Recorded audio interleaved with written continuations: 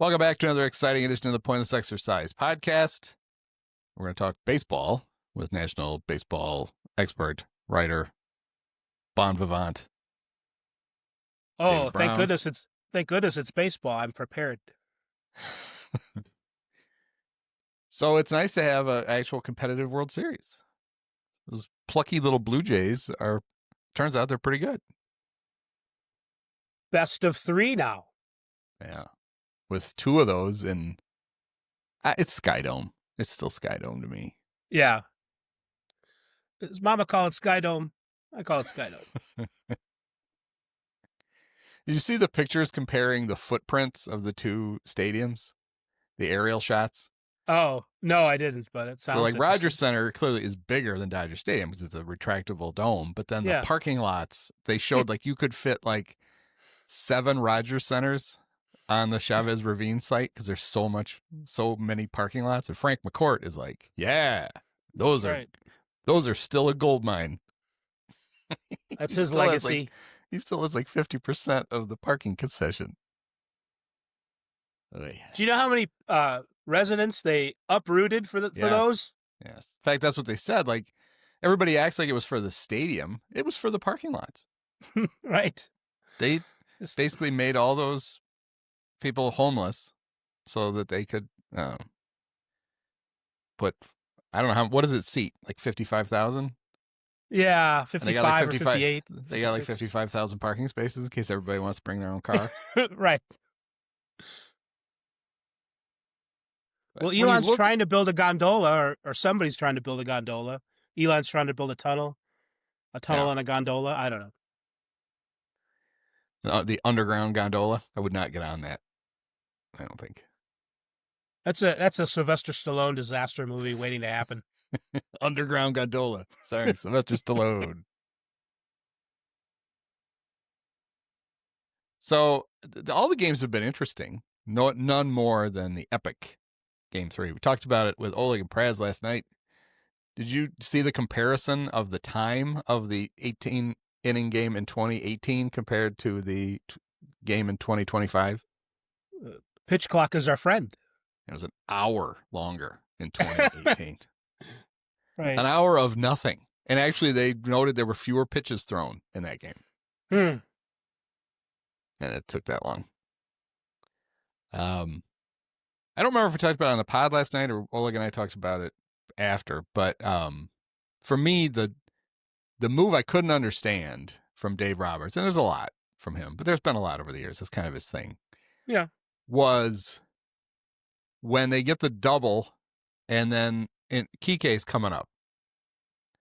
And I'm like, as someone who has seen Kike do horrible things to his team in the playoffs, I'm like, well, this is over. Kike, Mr. Playoff Hero, is going to get a base hit, and the game's going to be over. Right. And he gets pinch hit for by Miguel Rojas so he can bunt. 2 things about that I'd like you to see what you think. Number 1, couldn't Kike have bunted? And then number 2, why are you bunting a runner from scoring position into scoring position? Into more scoring position? Yeah, it's super scoring position, apparently, from third. Well, you can, as I believe Smoltz pointed out at the time, but I also think of. People don't know that. People don't realize that, you throw a ball in the dirt and it gets past the catcher. That's a wild pitch. So, like, you're possibly, I've also never seen, I should complete a thought here. You can score him from third without a hit. Yeah. You can supposedly limit, or at least get the pitcher and the catcher to think about what they're throwing so it doesn't get in the dirt and get away. Although I've thought about that every time too. I've never actually seen anybody worry about it. I see pitchers throw balls in the dirt with a runner at third all the time, and the catcher blocks it usually, unless it's like the White Sox. So now I don't, I haven't had them tested, but it was said, Joe Davis said it, so I believe it, that Rojas is their best bunter. So that's, I guess, why you take Kike Hernandez, who's known for 2 things in this world: getting big hits in the playoffs and wearing a banana suit. At the same time. At the same time, sometimes. Yeah, as soon as they pinch hit for Kike, I'm like, all right, so they're bunting with Rojas, but why would you do that with his 300 batting average in the playoffs? And he's bound to start making some outs. Those things even out after time. But yeah, I didn't. A little too much managing going on there by Dave Roberts. Because then he pinch hit Alex Call. That name always sounds like it's not a real name. Yeah. For Andy Paez, and Alex proved that not every ball hit in play can score a runner from third when you pop it up to the middle infield, and that ruined their threat. I just felt like I would like the Blue Jays to win. So sitting at home watching, I was every Blue Jay fan going, "Oh, I would much rather have this than Kike." Yeah. And I know Kike hit like 203 during the regular season. It doesn't matter. Like, what is he hitting in the? Much better. He's hitting 188 now maybe that's why in the World Series. Yeah. Hey. Another thing I want to ask you about, because this was my theory about Nathan Lukes. Is that his name? Yeah. Nate? Yeah, Nathan. Lucas. It's Lucas. Lucas. That's right. I know it's Lucas. It's spelled Lukes. It's Lucas. Yes.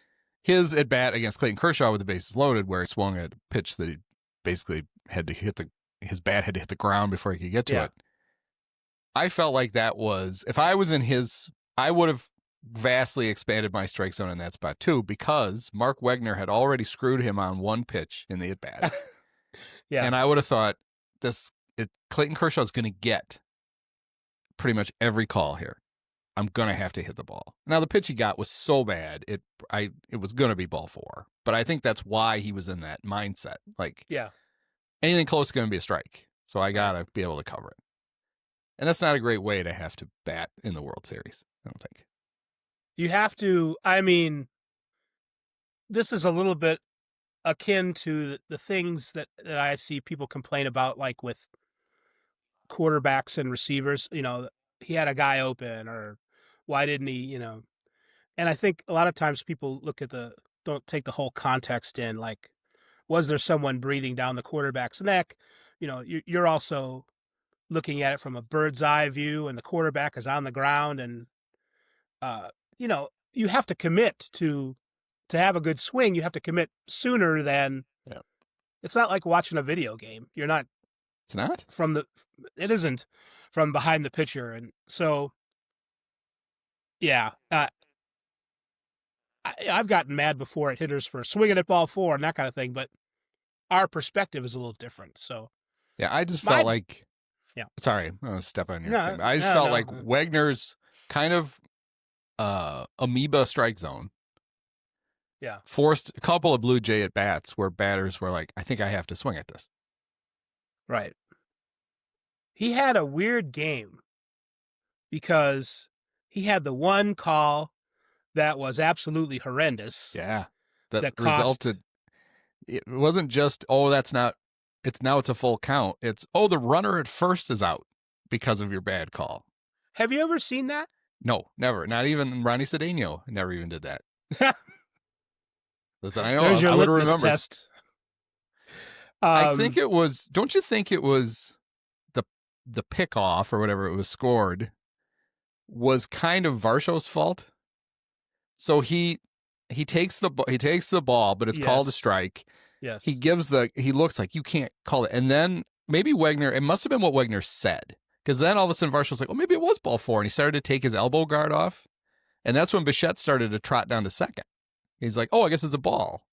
Now, you shouldn't assume anything, but the whole thing just everything was off. And it's almost like that's one that if it was a pickup game, it's just a do-over, right? Like, Bichette just goes back to first. It really felt like because of the umpire miscommunication, they should have just put the runner back on first. Still give him the ball or give him the strike, which it shouldn't have been. But I know it's not in the rules. What happened is what's supposed to happen. Bichette wandered off first. The ball's still alive. But it was just weird. It was a combination of a lot of things. I remember thinking when we watched the live action, the full speed replay, that we would find that Wegner was particularly slow, but he wasn't. I mean, he's deliberate in giving the calls, and I think that's also maybe a root of the problem. He wasn't inconsistent with how he called ball four or any pitch, but it wasn't like bam bam. You Yeah. kind of want it to be quickly, and he just isn't like that. Yeah. And Varsho made an assumption, and also Varsho probably is like, well, that's a ball, like you said, that's a ball. I can take my base, and I thought the same thing that in an actual just world, the umpire, I don't know if you could call time or something, or the Dodgers would have lost their minds, but that really wasn't fair. No. I mean, it's not like the base runner wasn't paying attention and wandered off. It wasn't. He was paying attention, and he made an assumption, and I don't know. That was a shame. That's too bad. It should have been happened another way. And but for the nits, we're kind of picking. It's not really nitpicking, but for the criticisms of Wegner, he actually had, for all those pitches, 600 or whatever it was, he had a good game, except for that call and maybe a couple others. But still, his umpire scorecard was something like half a run or maybe 4/10 of a run in the Dodgers' favor. So the Kershaw thing was interesting. It brought him into a fun spot. Yeah. Bases loaded. There you go. In extra innings. Do your but thing. I thought it was very telling that here is a Hall of Fame starting pitcher who was a starter all year until the very end when they had to do one relief appearance to try to get used to being a reliever in an 18-inning game, and they only were confident enough to let him face one batter. Mm-hmm. It's like, we can't. Shouldn't Clayton Kershaw have been your bulk guy? But they couldn't. I mean, his playoff ERA went down to 15.7 with that strikeout. There's that too. I was thinking about his let's call it inconsistent playoff history. Big Mayo hitting the home run for the Cardinals, Matt Adams that one time. So yeah, he's been spotty in the playoffs. He's no Bumgarner.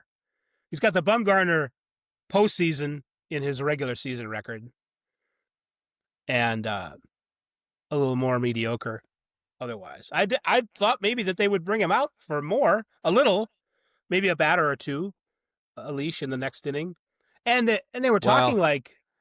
I think the guy batting behind Lucas was Vlad. Oh well, never mind. And they did not want Kershaw. He was going to have to.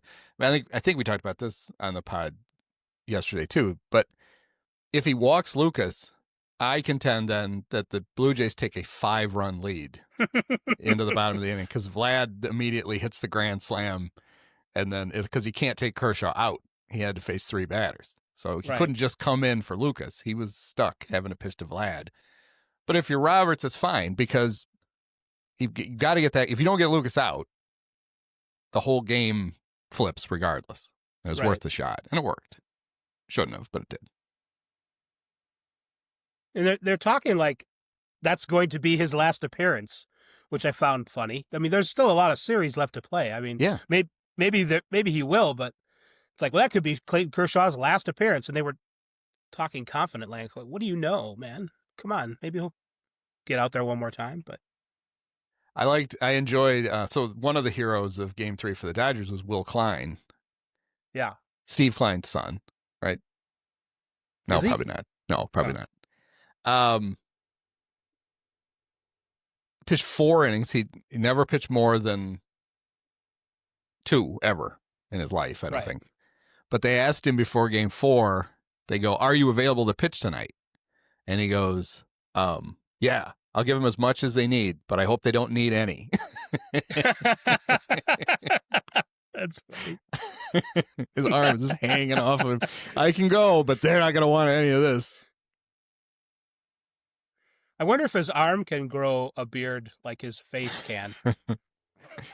So, that was so. One of the rare instances of the in-game interview actually being informative was I don't remember who's in which dugout. I think Verducci is in the Dodger dugout. As they're getting extra innings, they ask him, while Klein's pitching, they ask Dave Roberts, who's next? And he's like, well, we'll probably have to go to a position player. Can you imagine if Miguel Rojas had to pitch but then apparently Yoshinobu Yamamoto heard that, or his translator did, and said, I can pitch. Wait a minute. Hold on. And I was like, do you think Blake Snell is sitting over there going, oh, shit. Should I go tell him I can pitch because I have a full day's rest more than he does? Right. He was warming up. Do you think they really would have brought him in? Because Klein was done. 4 was it. They were, I mean, do you really Yoshinobu, would they have brought him in? Yeah. They would have had to, right? Yeah. Yeah, it was on one day's we were rest. just because the game was so long, we were just a few hours from his throw day. So That's true. He's like, I'm on 2 days rest now. I'm okay. And, I'm Japanese, so the international date line enters into it. I could have an extra day's rest. I haven't, I don't know. Hey. Well, I wanted maximum chaos. So I wanted one more inning because shit was really going to go crazy. And then Freddie Freeman ruined it. I also thought it was funny that they kept putting up the stat about, oh crap, who was the old Goose Goslin is the only player with 2 walk-offs in World Series play. They kept putting it up from every Muncy at bat, but they didn't put it up for Freddie ever. Huh. And Freddie famously had the most recent one for the Dodgers, so we knew that he was also going to tie the record. Well, Muncy had one, didn't he? Didn't Muncy have one? Yeah, they both had one. And so if either one of them had done it. Muncy did the game, the 2018 game, the longest. Right. Yeah. And I think that's why they kept putting it up. They always already done this once. But well, we talk about things that extended the game or would have or should have.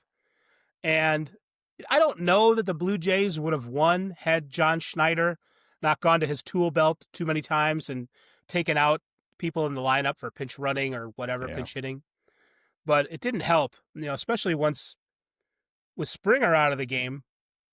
Of course, game 4, they go and they score 6 runs without Springer in the lineup anyway. But so who knows what happens, but it can happen. But I thought he was a little too pushy with the changes there, just taking all kinds of, possibilities, a guy that could hit a home run here or there, or taking Kirk out for a pinch, Davis Schneider, you wouldn't think that to look at him that Davis Schneider was all that much faster, nor would you think based on the play where he got thrown out at the plate by so much that Will Smith tagged. He's like, he puts the tag down. Oh, wait a minute. He's still got 15 feet to go. If he'd have done more of a swipe tag, he'd have missed him because he would have been able to come back in time. Right. Like, you're right. He literally slapped the ground and then went, oh, he's not here yet. And then he just had to wait for it. I can wait. But Schneider, I looked at the sprint speed and there's no way that he was running this fast because it took for flipping ever. Do we think he accidentally turned right first at third base and then had to turn around? It was like halfway down the line. It's like, I'm going the wrong way. And had to turn around and run back to home plate. I joked to myself that he's the manager's kid and that's why he's on the team. I did not expect the way Fox cut the went from shot to shot. When they went to behind home plate, I did not expect to not see him in the picture yet. Right. Like, oh no. What happened? We were all Will Smith there, yes. But he's got his StatCast said 55%, 55th percentile speed. So he's faster than half the league. Yeah. But not there. When they pinch ran for Kirk, is that what they just used Heineman? Is that what they did? They just went catcher for catcher? Right. Yeah. And then he got that terrible break. It was a full count, but he didn't take off right away. And then barely they had to review it to get him safe at third. Right. It's like, oh. Yeah, I didn't have a problem with. Oh wait, was that the one that was on the Lucas hit? So if they had held Schneider at third, then Vlad comes up, and he would have been walked. That's They were going on and on about Vlad was coming up, but Vlad wasn't going to get a pitch. Well, and also, I mean, you should be able to score on that. I mean, I know the third base coach should be able to look and go back and forth, but I mean, I'm waving him too. It's like that. we're gonna take the No. lead. Just run, and he's out by a mile. It was shocking how great throws, obviously, but really good defense there for the Dodgers, which you don't always get. But that was like, and there was one play where there was one throw where it was a Teoscar threw it so far toward the on deck circle that Will Smith couldn't. I don't remember which game. I don't remember which game this was. It was earlier in that game. Okay, but he'd have been out by plenty if it was just a halfway decent throw. But this later time they were able to make it. Well, and I would guess they have. Teoscar is not a good defensive. He is not.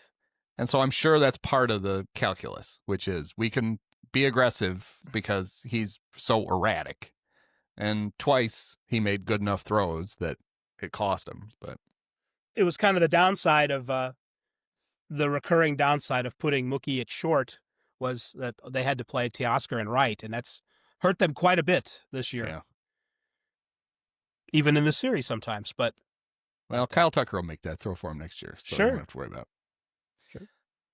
Sure. So Cub fans know that famously Jorge Soler started his postseason career by reaching base 9 consecutive at-bats. Mm-hmm. Shohei matched him on Monday night. Yeah. He reached 9 times in one game. At 8, he had tied the playoff record. And at 9, he tied the all-time record of any game. Did they mention Soler in the broadcast? Well, no, Jorge did over multiple games. This is Shohei just in one game. I see. I mean, how many times do you come up 9 times? Well, once. Yeah. But to reach every time. So he's had, we're talking about, did he have the greatest game ever when he threw the 6 shutout innings and he hit 3 homers, and then he had that ridiculous game on Monday. But I think last night, worst game in baseball history. He was 0 for 3 and he lost. He gave up 4 earned runs. So Shohei's got both now. Worst game ever and best game ever. He giveth and he taketh away. Yeah. I didn't know what to make of Smoltz going on and on about how extra tired Shohei would be in this game because of the 18-inning game. Yeah. And I'm like, well, I mean, he is the DH. And I know it's not nothing, but it's not as much as the guys who had to trot out to a position and actually play defense every inning. Of course, none of them had to pitch. None of them were the starting pitcher in game 4. Right. But it just made me wonder, but then Roberts kind of acknowledged it and said that Shohei was intentionally trying to throttle down how hard he was throwing to make sure he could last longer, which is, I don't think is a very good idea. But he had the dual burden of he's more taxed than normal, but the bullpen is shot. And so he can't just if your bullpen was normal, you just tell Shohei, blow it out as long as you can. If you go 4 really good innings, that's fine. Well, they really didn't have that luxury last night, and it cost him. So, well, I think we were really close to the Blue Jays having a 3-1 lead in the series based on how long that game went. And maybe if the Jays would have been able to score in regulation, then we're talking about a different thing. But there is, at least mentally, a thing where, we've seen it before.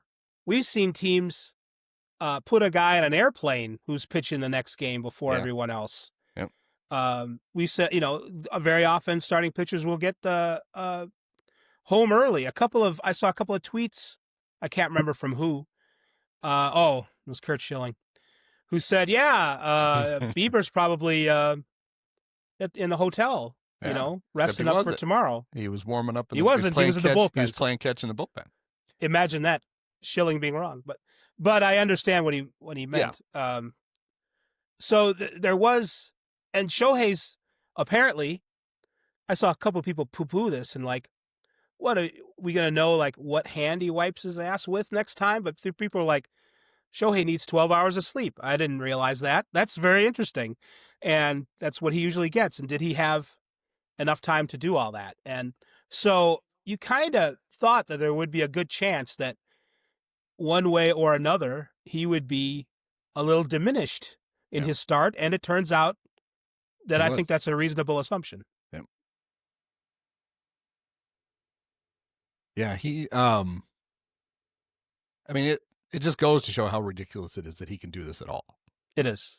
I mean, and that we're surprised when he struggles. It's like, what? And a little disappointed and hurt. It's like, hey, we were expecting Hall of Fame every time, bud. What's the matter? Yes, I was offended by his performance last night. Right. Although six innings, 4 runs would have been one of the best Cub starts of all time, probably in a postseason game.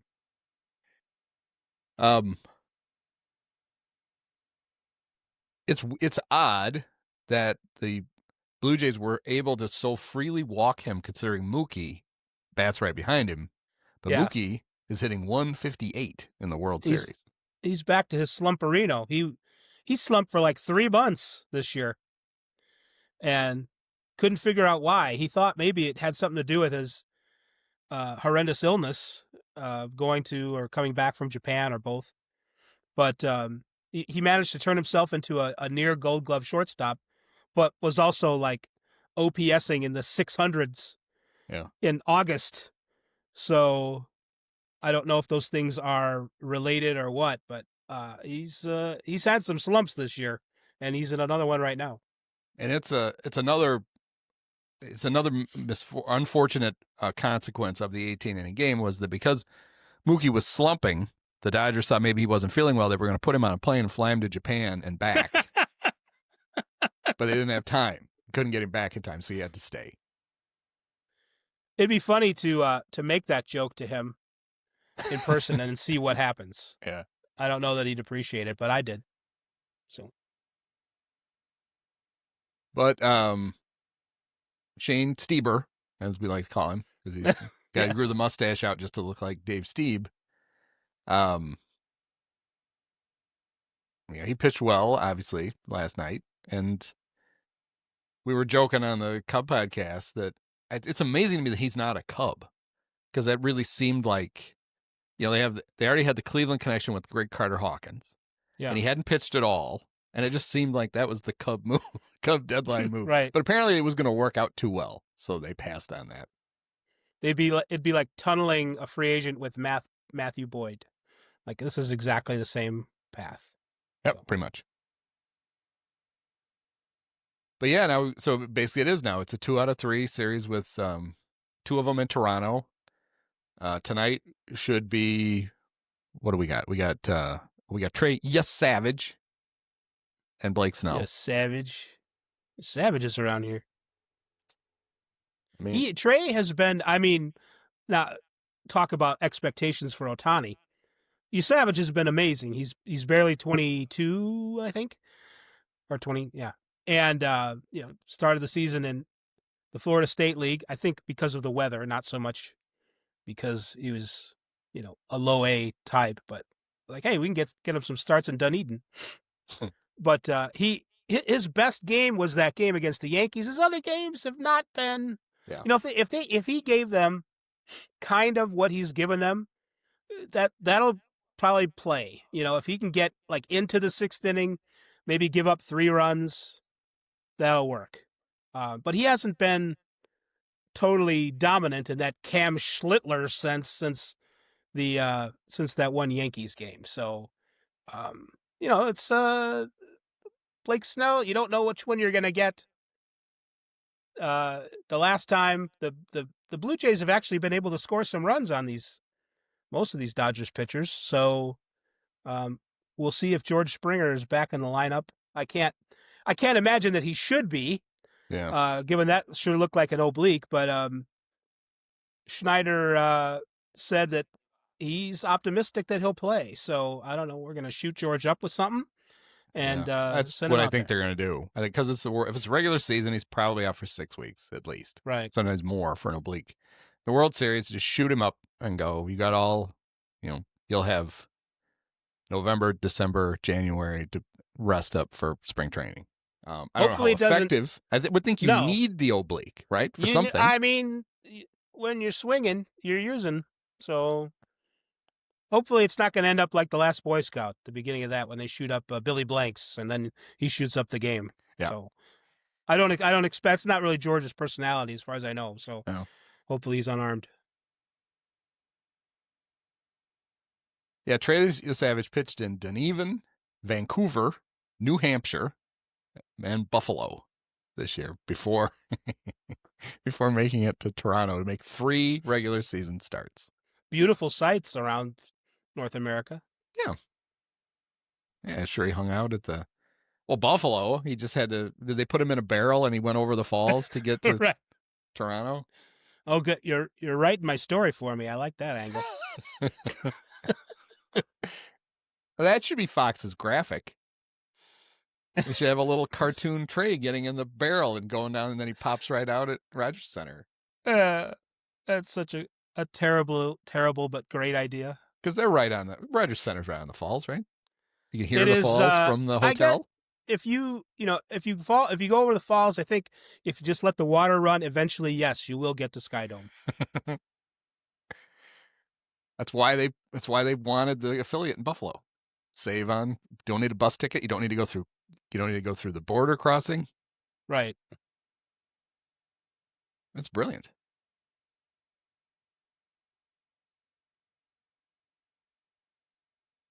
So, yeah, I like the Blue Jays' chances. I still think the Dodgers are, they're the Dodgers, but you push them to the limit. You push them to the limit, and you get a chance to beat them. It would be fun, and then we would still keep that thing alive about when a World Series matchup where one team swept their LCS and the other team went to 7 games. The team that went to 7 games has won all of them. In fact, in those 3 World Series, the team that swept had only won 2 games total ever. The Dodgers have actually matched that total. So it's very. Is there any reason why we think that happened other than that's just how it worked out? Yeah, I think that's it. Okay. When do you, if you're Dave Roberts, and who's to say you're not, how soon do you go back to Shohei? Because Shohei in the yesterday said he was good for 8. If you need me for 8, I'll go. And then he said, "Well, I'm going to get ready. I'm going to go pitch for the next I'm going to be ready to pitch in the next games in this series, whenever that is." So he's completely out of his mind. When can it? We can't go back to him today, but 6 or 7, maybe both, right? You got a whole off season. I would think. I mean, it was my prediction last week that Shohei, if the Dodgers win the World Series, they win it with Shohei on the mound. He's the one that gets the save. Because Roki is a little shaky. Roki's a little hinky. He's yeah. That was us, right? We were trying to figure out what happens if Shohei's warming up in the bullpen and yes, yeah, and his turn at bat comes up. Hit. Maybe this would be I don't know if they have bullpen carts in Sky Dome, but it would be nice if they could speed him along a little bit. I wonder if the home field, the road field advantage will work against him there, and they won't let him get in a bullpen car. Does the translator need to ride in the car with him in case to tell him where he wants to go? Yes, everything needs to be translated. It's just a little different in Japan. Where are we headed? He'd like to go to the pitcher's mound. And he needs a receipt. I could have said that in English. That's what they pay me for. That and to cover up all of your gambling. Oh, sorry, that was the last guy. Did you see there was a in the 18-inning game there was a TikTok or something, a video from the left field bleachers where they caught all the translators getting together and jumping up and down and in like a circle, excited after the final out after the win. So it was look for that. It was amusing. There was a moment in game 2 of the Cubs and Brewers when Craig Counsell came to the mound when Shohei was pitching, and Brian Anderson is like, I don't know, do we think he's going to take him out? And I'm at home going, well, he didn't bring the translator with, so I think he probably is. Right. Nothing to translate other than go take a seat. He knows that. Shohei knows that in English. Take a seat. Yeah, always a bad sign when the manager comes out without the translator. Right.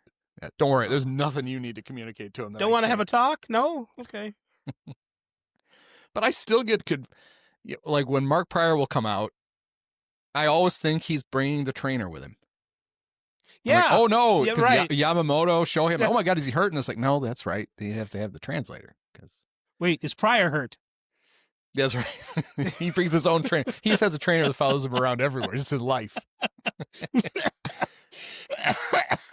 Then Larry Rothschild reminds him, "Did you do the towel drill today, Mark? Did Right. you do your towel drill?" Starts whipping Oh, him around the shit. face with the towel. Yeah, On there's Pryor, a get on with it. look of panic whenever it's a FaceTime and it's Larry, and he's like, "Where's my towel? Where's my towel? He's gonna catch me without the towel." I have so much PTSD.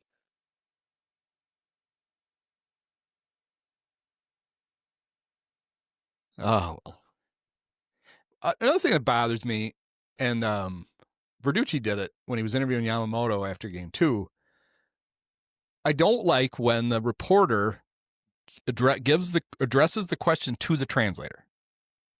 Right. You should address the question to the player. The translator is simply listening, and then the translator is going to relay. You are, through this other person, you are having a conversation. You're not having a conversation with the translator. You're having a conversation with the player. So show him the respect of actually asking him the question. Right.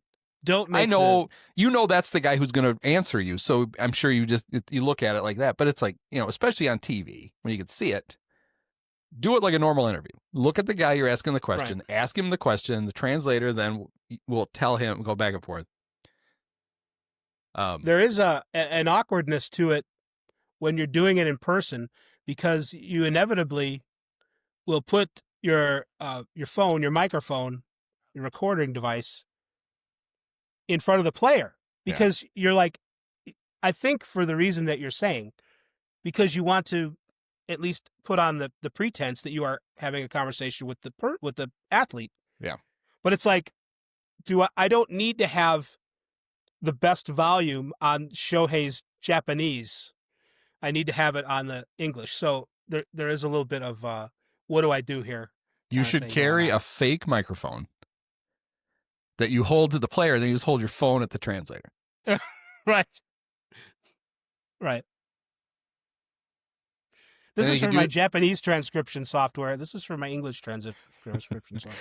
And then you could do the thing, like especially like whenever they're giving out the trophy, and like the owner especially always seems to be the one who wants to grab the microphone from, like right. Lauren Shahadi or whoever, and you just let him have it then. Sure. You want this? Take it. That's not hooked to anything. Go nuts. Right. Keep that would be great. You like it? Keep it. I don't care. I don't need that damn thing. A dummy microphone for the owner. Yeah, because inevitably we always hear from them when they did. I mean, they did write the check, but other than that, they didn't do anything. Yeah. But they're always the guy that gets to speak first. Yep. It doesn't seem quite correct. Nope. And who was the World Series MVP last year? Freddie? Yeah. So he got the car. That's still my favorite part of it, is that they give the multi-million player the car. Right. And I've always it's been two incredible moments, at least in my memory, when Madison Bumgarner got the car in Kansas City, and that poor Ford representative just drooled all over himself trying to. He had a card, and he started to read the card, and then he got confident that he remembered it, and he started breathing very heavy, and he didn't remember any of it, and it was just. But the other one was when Ben Zobrist got the MVP in 2016. He was like, and I think it's just his personality. Like they like showed him on the screen. The car was parked on the field, but he was in the locker room. They showed it to him on the screen, and he got all excited. Right.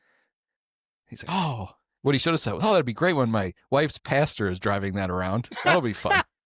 We lend it to him sometimes. They'll look great in that car.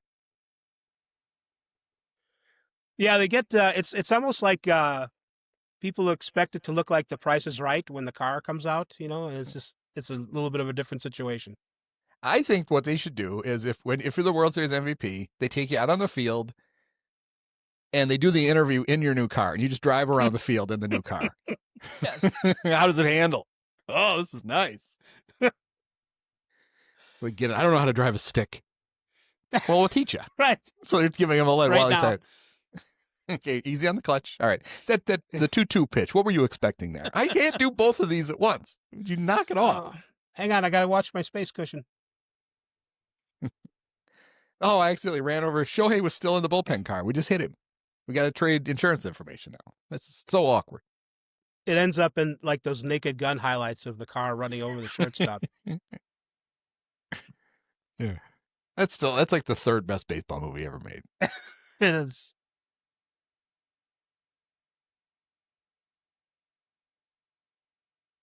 Let's see. The Orioles hired a manager. Did they? Brandon Hyde again. They brought him back. Oh, that's right. Escape from Albernaz. Right. Escape from Albernaz. The Durham Bulls pointed out he's the last or only guy to hit the snorting bull in the Durham Stadium. So did he get a steak?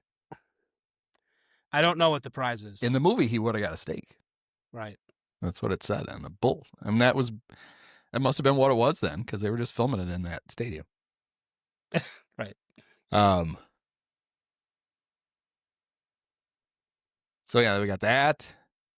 We got the great Trey Mancini is managing the Giants. No, wait, that's not right. That's Tony Vitello. I thought it was Vitello. It's Vitello. Oh, it is. It's Vitello. Vitello. It's a V. He got the job moments after we recorded last week, and he has yet to have his press conference because you got to wait till the off day. So it's tomorrow. Can't interrupt the World Series with this. I mean, he could do it like if he's going to do it at 11 a.m. Would anybody care? Because then the press conferences aren't for. I mean, it's not like people are going to go to San Francisco and then to L.A. I don't. Maybe they would. Maybe somebody would. George Hoffman would. Don't the press just travel in a big van? So on their drive from L.A. to Toronto, they can just stop off in San Francisco. Yes. Okay, we only have 3 minutes for this, guys. Get out and do y'all have your lunch? You have your pop cans wrapped in aluminum foil. Keep those cold. All right, here we go. Ben Zobrist passed. And remember, it's Vitello, not Vitello. Yeah, John Heyman called him Vitiello, like the old Royals player Joe Vitiello. So that confused me for a minute. It's a very interesting hire. I like it. I like when might as well try something. I think it's good. I mean, I don't know that it will be good, but I think it is. He's what he does is he's good at developing Major League Baseball players. He's did that a lot. I mean, he didn't do it as a professional, so it wasn't happening in someone's minor league. But Max Scherzer swears by him, and Max, you just want to do what Max says and get out of his way. And so I think that's what they wanted. They like having a manager who is an arm or whatever of the front office and helpful in developing players, getting the most out of them, squeezing every dollar out of their development. So he's shown that he can do that. So yep. Yeah, and there have been a lot of Tennessee players drafted highly the last few years. The Giants have 3 of them, and he joked in the letter he sent to the boosters or whoever, season ticket holders for Tennessee, that he had signed up to go babysit Drew Gilbert again. That was how he finished the very excitable boy who he coached at Tennessee, who was the Giants acquired at the trade deadline in the which trade was that? Was the who did they trade? Who did they trade to the Mets? They traded Tyler Zach Rogers, Wheeler. right? No, that was a long time ago. Tyler Rogers. Yeah. Tyler Rogers. So it's interesting. We talked yesterday about the first Cub rumor of the offseason is that they're going to be heavily involved in trying to sign Dylan Cease. They're going to try to right that wrong from 8 years ago when they traded him to the White Sox in an effort to prove they won the trade. They're just going to get Dylan back in his 30s now and see how that works. Although I pointed out that the Cubs won more playoff games with Jose Quintana than the White Sox won with Dylan Cease and Eloy Jimenez. Is he available too? They could just make the entire trade, just get everybody back. They could. I'm sure you. Where did Eloy end up last year? Baltimore? He was in the That was one of Orioles. the places. He's somewhere else. Is Tampa? Okay, so Eloy obviously eminently available. Jose free agent again. Yeah, do it, and then they could have a big group photo. It'd be fun on spring training. None of them are worth a damn anymore, but that'd be great. So I guess that's my question for you. Like, how good is Dylan Cease? He was really good 4 years ago, bad 3 years ago, really good 2 years ago, bad this year. Eloy, not even 29 years old, by the way. You know, Dylan Cease is probably about. Sometimes your ERA is your ERA. 2 of the last 3 years, he's had an ERA in the mid fours, but his secondary numbers, he probably put too many guys on. His innings were down a little bit, and his walks were up a little bit as far as rate. So that's kind of the issue. He didn't do anything like lead the league in wild pitches, which he's done a couple times, but his FIPS, his fielding independent pitching, going backward, 356 last year, 310, 372, 310, 341. So that's the last 5 years. That's pretty consistent. So I think he's more or less about the same kind of pitcher that he was when he was, getting plaudits for being a Cy Young candidate. So I think he is probably fine. Okay. His strikeout rate has not gone down. No, that's good. He led the National League in strikeouts per nine this year. There you go. It's interesting because if you look at his best season was 22 with the White Sox. He was worth 6.4 WAR. Right. And his walks per nine in 22 and this year were the same. His strikeouts per nine actually went up. It was 11. It's high both times, 11.1 and 22 and 11.5 this year. Like I said, he led the league. Where he went up was his home run rate went up and his hit rate went up quite a bit. It went from 6.2 to 8.1. Mm-hmm. So he wasn't necessarily walking more guys, but he was getting hit more, which is less than ideal. But yeah, his FIP, he outperformed his ERA was a run higher than what his FIP suggested should have been. Right. He's going to walk a few more guys than the league average would prefer, but his strikeouts will be way above that. His home runs will play.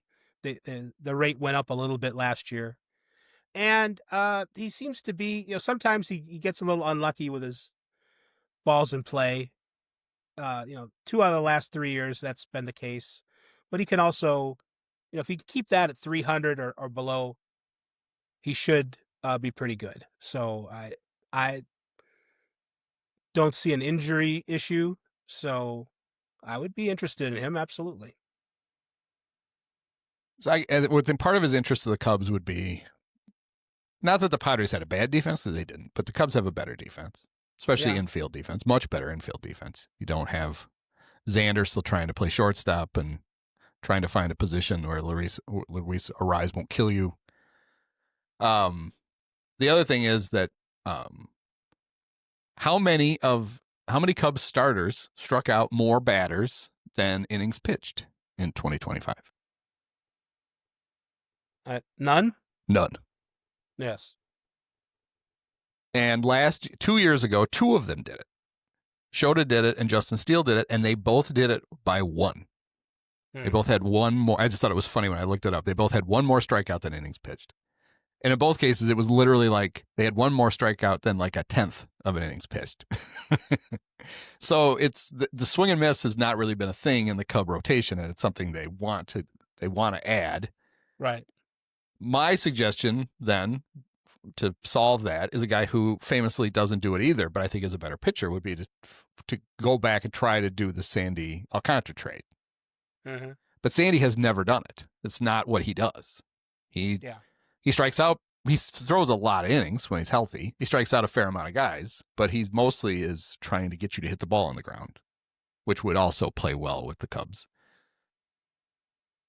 And then my other suggestion for them was, and I don't know if they would do this, so the Nats have a new whatever president of baseball operations or whatever they call Yeah. the general manager. I've just decided that general manager should not be an official title anymore in an organization. It should just be what we get to call whoever the person is who makes the trades. Mm-hmm.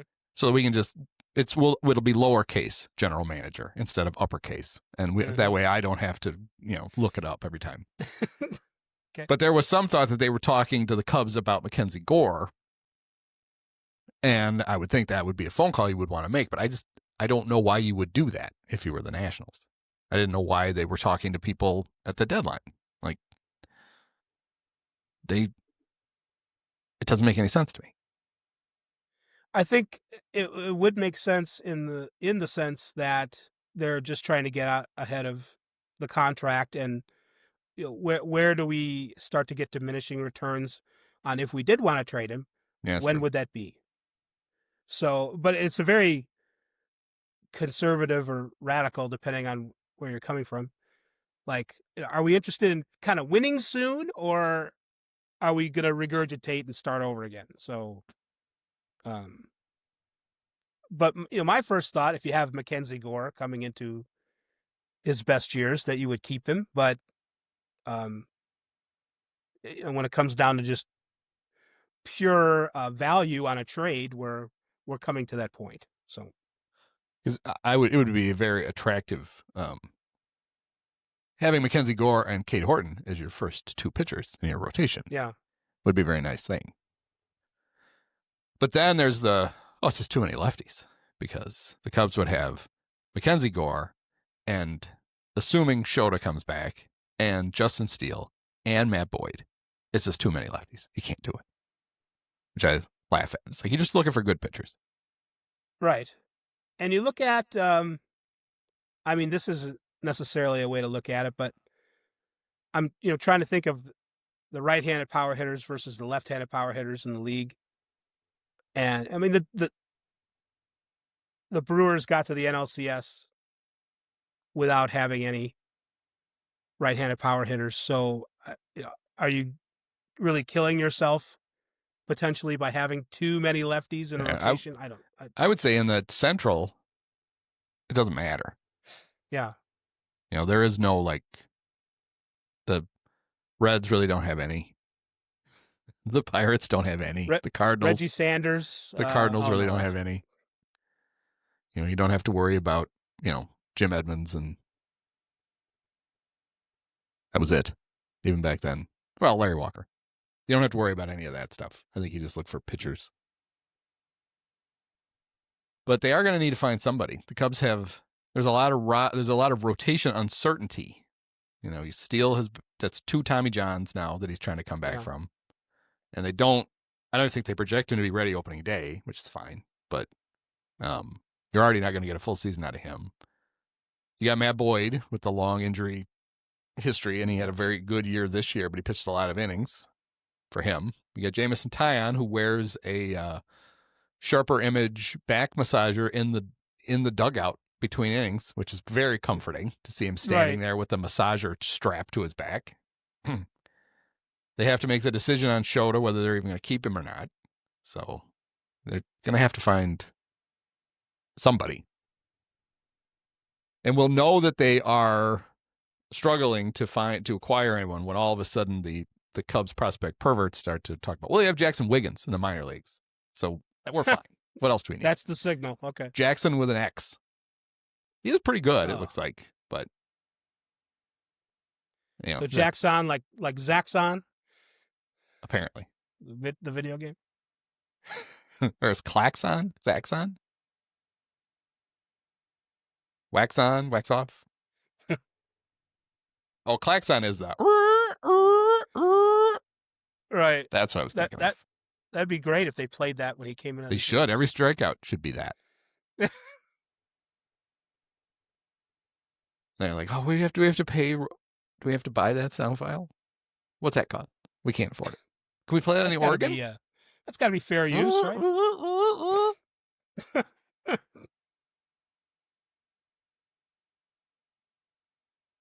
We were trying to get David Ross a job last night on the pod. We can't think of anywhere for him now. Braves aren't interested. Orioles filled their job. You might have to do a first lieutenant position. Well, he's got a job this spring. He is Mark DeRosa's bench coach on the Team USA. So that's got the rest of the world The shaking in their boots with that brain trust over there.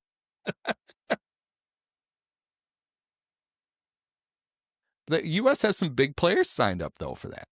Aaron Judge is playing. Paul Skeens is going to pitch. He might be the only pitcher they have. He's going to have to pitch. Pirates don't care. They forget he's on the team most of the time. We'll just take those innings out of the back end. That's okay. You wonder when the Pirates get into trade Paul Skeens mode for the same reason. Like, they're not going to keep him. So, like, when do you trade him? I guess he's a guy that's so good that you can hold on to him longer and still get a big haul because he's Paul Skeens. Yeah, but right. It's depressing that they got him and they spent $83 million on their total payroll. Especially now when they haven't spent money for years and they could afford to pay whatever he's worth and like really not worry about it. And we talk about how they wouldn't have to worry about it anyway, but they could. I mean, this is a guy that you would, it's the mid-range guys that you possibly can overspend for where you get into a trap. I mean, anybody can get hurt, but that's not really the case with Skeens. I mean, we were looking at, like the other day when Yamamoto had his great start in the World Series, we're like, yeah, it's amazing this guy isn't going to get any Rookie of the Year or Cy Young votes. His ERA is half a run higher than Skeens. So, I mean, that's how good he is. And it would hurt nothing and only help if you just... He's the kind of guy that if you signed him right now, you could trade him anyway and get stuff for him. Yeah, so it's absolutely. not... There's no... Other than spending the money, and I guess there's a downside to that, I suppose. They should just sign him. It would make people feel better. It would make it look like you're trying to half contend. But what do we know? I made this comparison when in the first half last season when Pete Crow was playing out of his mind, was that it's like having a quarterback on a rookie contract. You get all this production out of a guy you're barely paying. But Skeens is the perfect example of that. Like, he basically is a franchise quarterback. And it would be like getting one of those guys and then not bothering to upgrade the roster around him and be like, well, he's only going to be here for 6 years and then he's going to leave. And so why would we bother? I mean, if you were the Pirates, it seems like the play should have been when I don't know, did they have to, were they pre-lottery? Did they have to win the lottery? They had the worst record, but did they have to win the lottery to get Skeens? Regardless, when they got him, that should have kicked you into, all right, this is the time now. Yes. For the next 6 years, let's spend some money. Let's try to win. And then if he leaves, we can go back to being the cheap ass Pirates again. But this fell into our lap and they just don't seem to want to do it. They're kind of like, this is good. We get a crowd once every 5 home games now. That's better than it used to be. Woo! It definitely would have. I've made that complaint too. This definitely would have been the time. Now the Brewers and the Cubs, I think, performed a little better than I thought they would, but this is still an opportunity for the Pirates to be a contender and get into the play. And it's a window for sure that they just don't want to open. I'm not a Pirates fan, but it's frustrating. Because, I mean, if I were the Pirates and I got Paul Skeens first call, Cubs, I'm going to get Ian Happ. Hometown boy. There you go. Give him a huge raise to get him to waive his no trade. Bring him in. Build my whole team around the 2 stars, Paul Skeens and Ian Happ. Yeah. World Series would just fall off the shelves onto him. It'd be amazing. Great T-shirts could be produced. Skeens happens. Maybe that's not great. I don't know. You get Livy Dunn doing some social work for free. Not social work, but social media work. Social work, yeah. All right, Livy, why don't you do some social work? Oh, great. Here's my Instagram login. No, we were sending it to a soup kitchen. What? Right. What? We've got some sick kids for you to help. I'm gonna go down and hand yoga pants out at the homeless shelter. All I don't right, I'll know. raid my closet. I But think I made them madder than they already were. I don't think it worked. We'll try it again next week. It'll be fun. Well, all right. This was. I'm glad. I thought the Blue Jays would be competitive, so I'm glad to see they are in there. They have a legitimate shot to win this World Series. It's kind of amazing to me that the Dodgers, for all of their, $1 billion, were bringing. Oh, I left the page, but they, with the World Series on the line, they had to hand the ball to what's Klein? I don't remember Klein's first name anymore. Not Ron Will, Klein. He used to be Joe Biden's chief of staff. I don't think that's the what same about guy. Although Gene that would really be Klein's? something. Gene Klein's, yeah, former Cub. Where'd he go? Yeah, there you go. Hand the ball to Will Klein and Justin Robleski, Yes. and they both did fine. He did. But that just would have been the ultimate if the $1 billion team had to go to a position player in a World Series game because they ran out of pitch. That would have been. I thought he was bluffing or something. He had to have been. I can't imagine you would do that. No, it's never happened. I mean, not yet. Not with actual pitchers available. I mean, Right. Yeah, we touched on it already, but Yamamoto had to be like, wait a minute. If you are serious, I can pitch. Yep. It will happen someday because it'll happen like it does in the regular season where like a team will get so far behind that they'll just start playing for tomorrow. I'm kind of surprised it hasn't ever happened. They didn't go to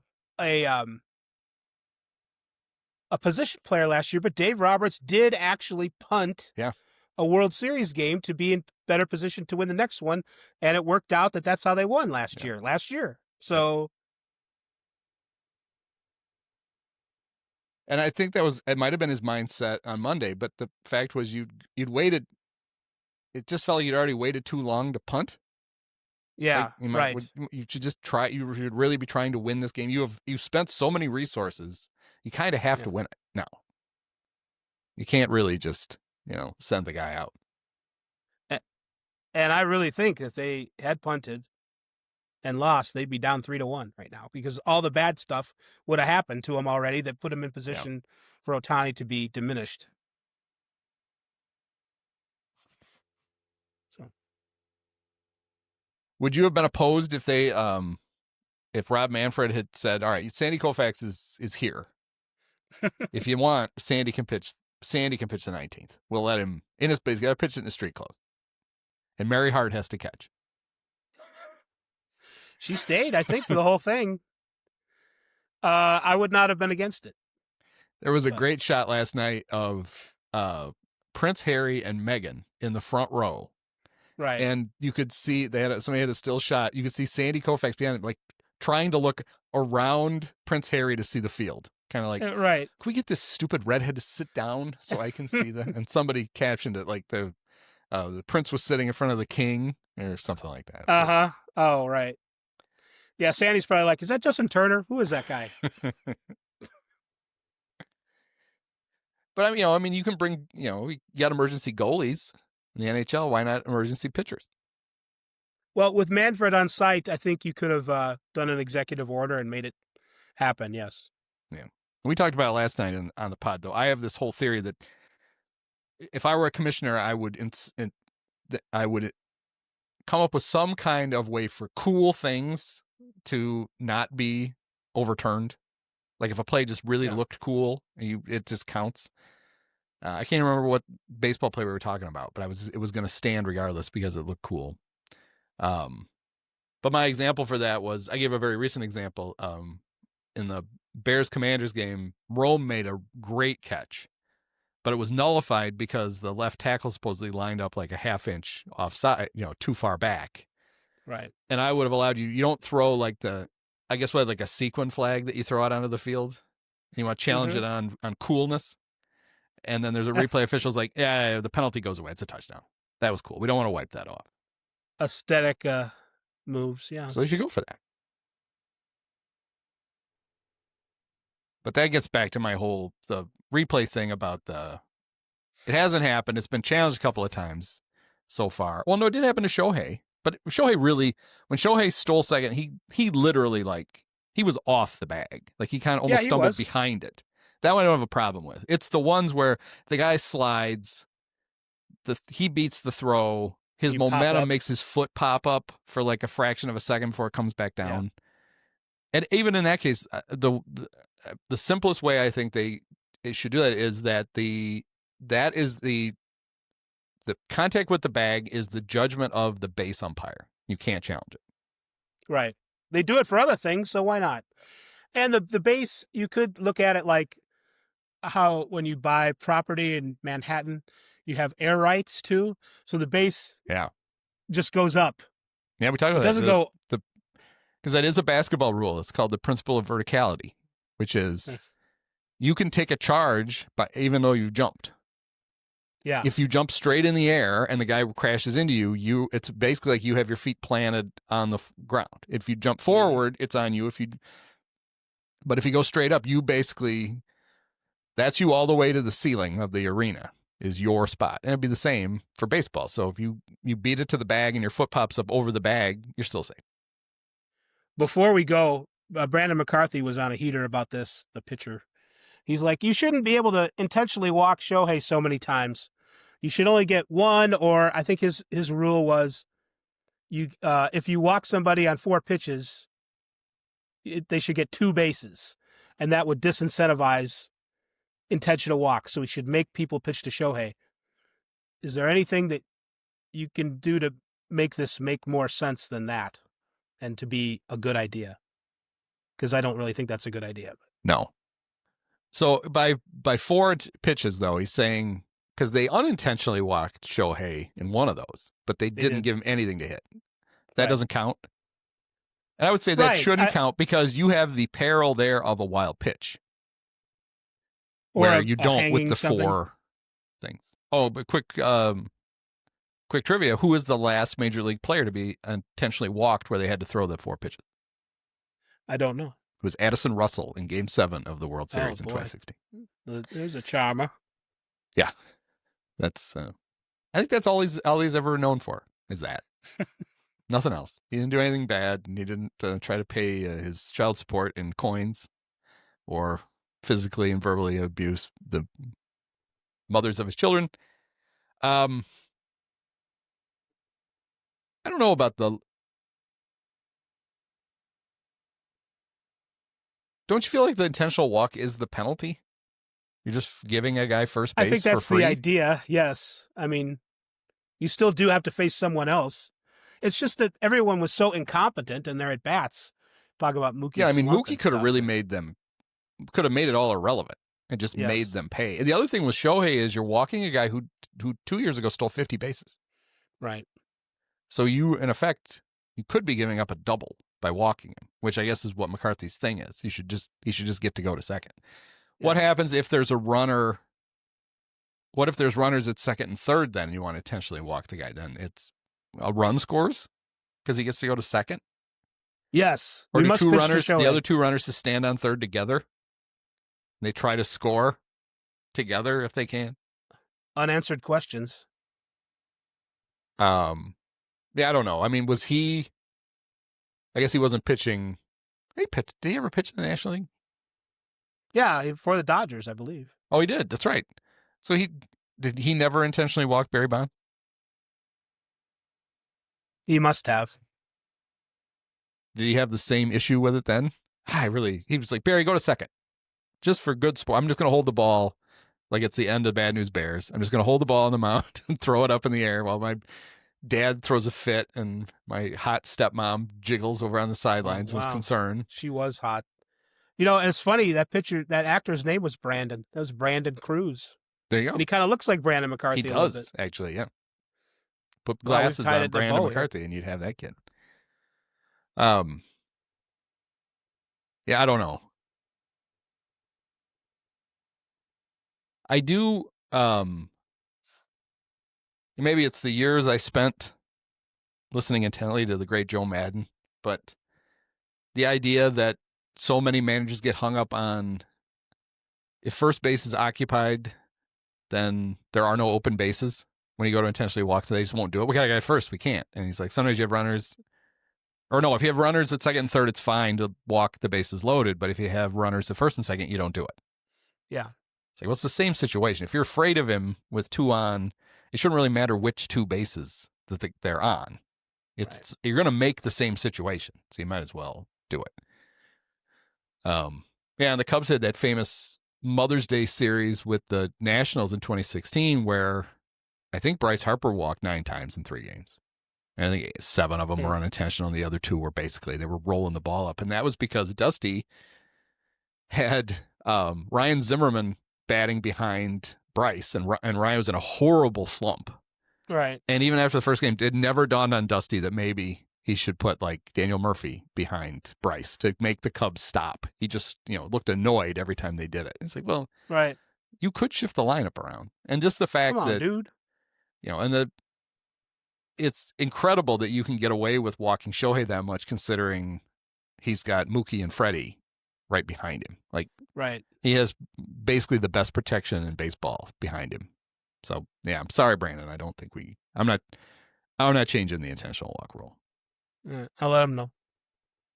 I'd go back to throwing it because I like the absurdity of the catcher standing up. And then I always enjoyed pitchers. I was always like, it would happen once in a while where a hitter would realize that the pitcher was not throwing the ball far enough away and would swing at it. And to me, that happening twice a year was worth all the catchers standing up. And then every once in a while, a pitcher would just throw one over the catcher. And I enjoyed that too. The uncompetitive, that bothers me more than the fact you can do it at all, is the fact that you just get to wave 4 fingers. I wouldn't mind some subterfuge where the catcher gets back in the crouch and like you fake him out and then you throw a strike. Actually, I do have an idea. Okay, I have an idea now for Brandon. Because one of the things that was bothering me was how long it was taking the Blue Jays to decide to do it. Like Shohei would get all this shit on and then get in. So how about this? If the batter can get in the batter's box before you signal for the intentional walk, you can't intentionally walk him. That's great. So then we have a race involved too. We have Shohei running to the plate to try to get to the batter's box before John Schneider can decide he wants to walk him. And if he gets there, then that's what is it when you're playing tag? That's like home base safety or whatever, home base, whatever it is. Yeah. That's what it is. So there you go. That would be my proposal. Would he run? Would he sprint, or would he slink like the Pink Panther or something? And like try to hide behind behind the catcher for a minute and then just slide in. Right. So that's my thing. We'll have a race to the box, and if the batter gets there before the 4 fingers go up, he gets to bat. I got to pitch to him. Right. Because how fun would that have been in extra innings last night?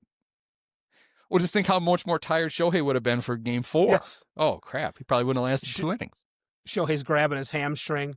Oh, I did my ACL. I did my Achilles. Well, he did. Swinging to the batting box. It did look like he hurt himself. And one of those, he was at first and there was a base hit. Yeah. And he took off for second and he stopped on second and he was like, go. That's when the translator and the trainer, we got to see both of them, came out. With Mark Pryor and Larry Rothschild. Mark Pryor came out just because. This isn't a mound visit. He's on base. He's pitching tomorrow. I need to talk to him. Like, I have the towel.